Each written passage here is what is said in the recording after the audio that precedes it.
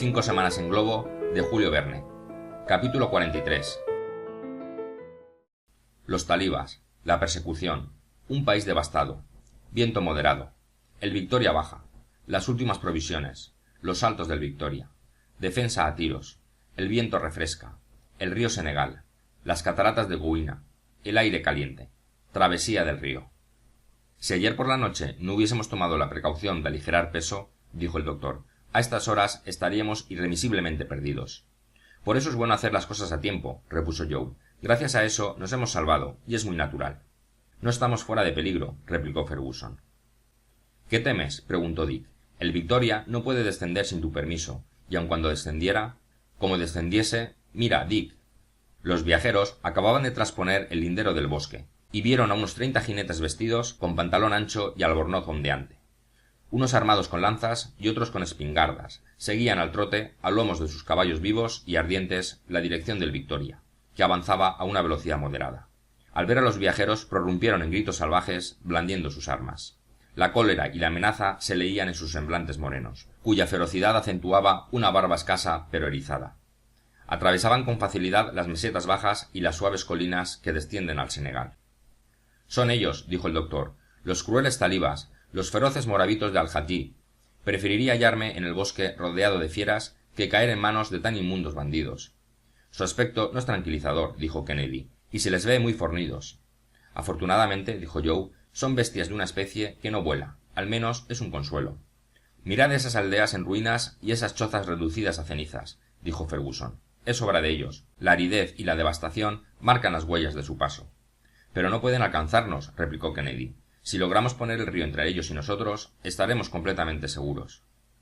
Dices bien, Dick, pero para eso es preciso no caer, respondió el doctor mirando el barómetro. Por si acaso, Joe, repuso Kennedy, no estaría de más preparar las armas. Eso no puede perjudicarnos, señor Dick. Ha sido una suerte no haberla sembrado por el camino. Mi carabina, exclamó el cazador. Espero no separarme nunca de ella. Y Kennedy la cargó con el mayor cuidado. Le quedaba aún pólvora y balas suficientes. ¿A qué altura nos mantenemos?, preguntó el cazador. A unos 750 pies, pero ya no tenemos la posibilidad de buscar corrientes favorables subiendo o bajando. Nos hallamos a merced del globo. Lo cual es un grave inconveniente, repuso Kennedy. El viento es bastante flojo. Si hubiéramos encontrado un huracán como el de otros días, ya habríamos perdido de vista a esos infames bandidos. Esos malditos, dijo Joe, nos siguen sin ninguna dificultad, al trote, un auténtico paseo. Si los tuviésemos a tiro, dijo el cazador, me divertiría derribándolos a todos uno tras otro. Buena la haríamos, respondió Ferguson. Si los tuviésemos a tiro, ellos también nos tendrían a tiro a nosotros, y nuestro Victoria ofrecería un blanco fácil a las balas de sus largas espingardas. Hazte cargo de lo que sería de nosotros si agujereasen el globo. La persecución de los talibas continuó toda la mañana. Hacia las 11, los viajeros apenas habían recorrido 15 millas hacia el oeste. El doctor examinaba en el horizonte hasta las más pequeñas nubecillas. Temía una variación atmosférica. Si el viento arrastraba el globo hacia el Níger, ¿qué sería de ellos? Notaba, además, que el globo tendía a bajar sensiblemente. Desde su partida había perdido ya más de 300 pies, y el Senegal debía de estar aún a unas 12 millas. A la velocidad actual todavía les faltaban 3 horas de viaje. En aquel momento, nuevos gritos llamaron su atención. Los talibas se agitaban, precipitando el galope de sus caballos. El doctor consultó el barómetro y comprendió la causa de aquella algarabía. Bajamos, dijo Kennedy. Sí, respondió Ferguson. Malo, pensó Joe. Pasado un cuarto de hora, la barquilla se hallaba a menos de 150 pies del suelo, pero el viento era más fuerte. Los talibas, sin detenerse, hicieron una descarga. Estáis demasiado lejos, imbéciles, exclamó Joe. Bueno será tenerlos a raya. Y, apuntando a uno de los jinetes que iban delante, hizo fuego. El taliba dio una voltereta. Sus compañeros se detuvieron y el Victoria le sacó ventaja. Son prudentes, dijo Kennedy. Porque creen estar seguros de cogernos, respondió el doctor, y nos cogerán si seguimos bajando. Es absolutamente indispensable que nos elevemos. ¿Qué vamos a echar?, preguntó Joe. Todo el pemicán que queda. Serán 30 libras menos de peso. Pues allá va, dijo Joe, obedeciendo las órdenes de su señor. La barquilla, que casi llegaba al suelo, subió entre el griterío de los talibas, pero media hora después, el Victoria volvía a bajar rápidamente. El gas escapaba por los poros de sus paredes. La barquilla rozó el suelo, y los negros de Al-Hadji se precipitaron hacia ella. Pero, como sucede en semejantes circunstancias, apenas el globo tocó el suelo, dio un salto y fue a caer una milla más adelante. Nos escaparemos, dijo Kennedy con rabia. Joe, echa nuestra reserva de aguardiente, ordenó el doctor. Nuestros instrumentos, todo lo que pese, por poco que sea, y también el ancla. Joe arrancó los barómetros y los termómetros, pero todo eso suponía muy poco, y el globo, que subió momentáneamente, no tardó en volver a tocar el suelo. Los talibas corrían tras ellos y no estaban ya más que a 200 pasos. «Echa las 2 escopetas», exclamó el doctor. «No será sin haberlas descargado», respondió el cazador.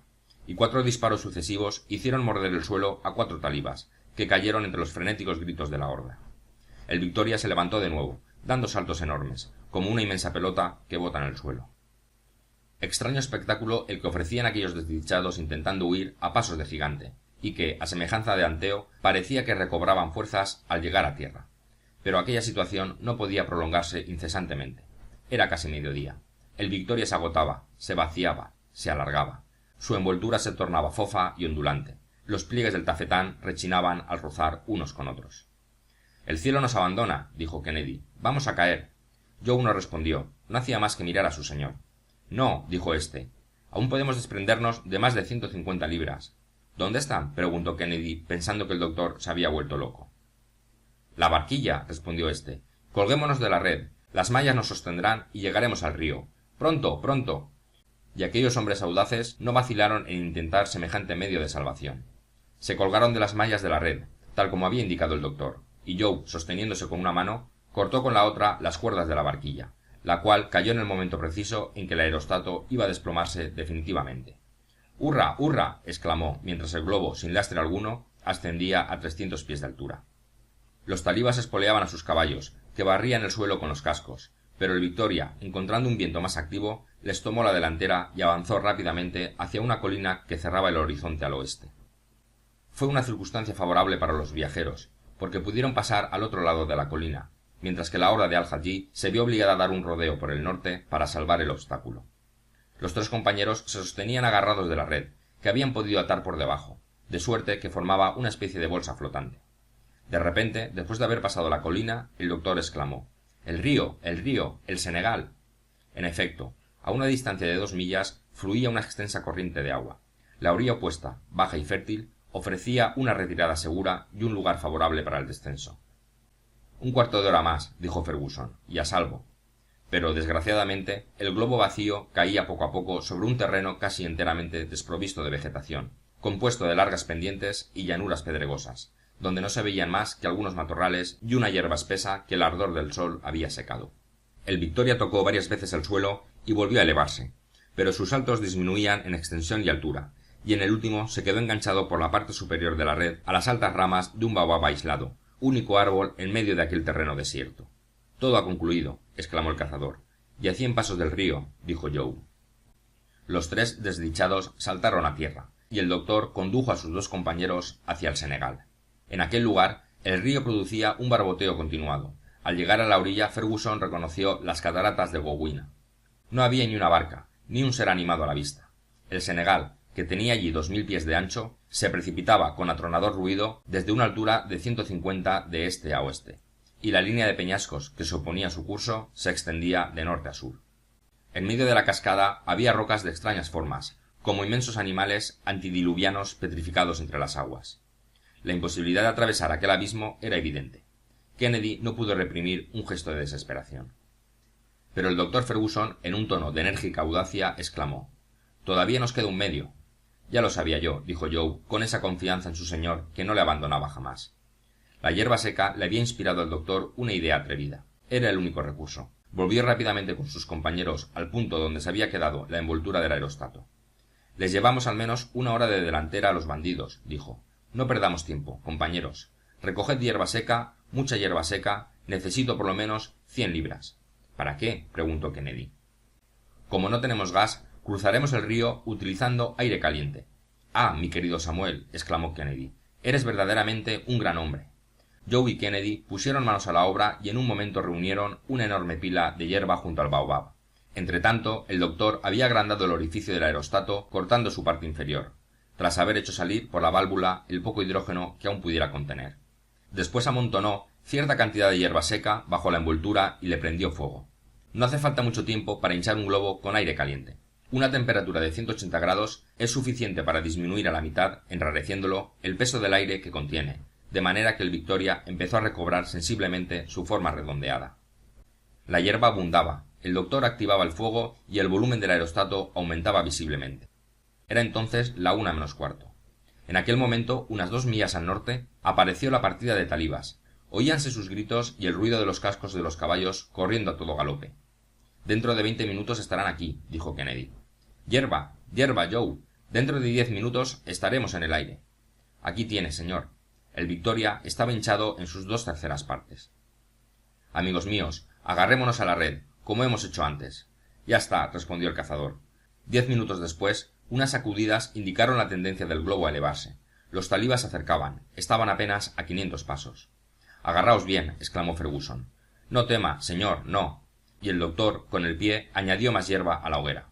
El globo, totalmente dilatado por el aumento de temperatura, se elevó rozando las ramas del baobab. «¡En marcha!», exclamó Joe. Una descarga de mosquetes le respondió, y una de las balas le hizo un rasguño en un hombro. Pero Kennedy, inclinándose, descargó su carabina y derribó a otro enemigo. Gritos de rabia imposibles de reproducir acompañaron la ascensión del globo, que subió cerca de 800 pies. Se apoderó de él un viento fuerte que le hizo oscilar de manera alarmante, mientras el intrépido doctor y sus dignos compañeros contemplaban bajo sus pies el abismo de las cataratas. 10 minutos después, sin haber hablado una palabra, los intrépidos viajeros descendían poco a poco al tiempo que se acercaban a la otra orilla. Allí, sorprendido, maravillado, atónito, había un grupo de unos 10 hombres con uniforme francés. Júzguese cuál sería su asombro al ver elevarse aquel globo en la margen derecha del río. Casi creyeron en un fenómeno celeste, pero sus jefes, que eran un teniente de marina y un alférez de navío, conocían por los periódicos de Europa la audaz tentativa del doctor Ferguson y al momento comprendieron el suceso. El globo, deshinchándose poco a poco, descendía con los atrevidos aeronautas colgados de su red, pero era muy dudoso que pudiese llegar a tierra, por lo que los franceses se echaron al río y recibieron en sus brazos a los 3 ingleses en el momento de bajar el Victoria a algunas toesas de la orilla izquierda del Senegal. «El doctor Ferguson», dijo el teniente. «El mismo», respondió tranquilamente el doctor, «y sus 2 amigos». Los franceses llevaron a los viajeros a la orilla del río, mientras que el globo, medio deshinchado y arrastrado por una corriente rápida, fue a sepultarse como una inmensa burbuja con las aguas del Senegal, en las cataratas de Gowina. «¡Pobre Victoria!», exclamó Joe. El doctor no pudo reprimir una lágrima. Abrió los brazos y sus 2 amigos se precipitaron hacia él profundamente conmovidos.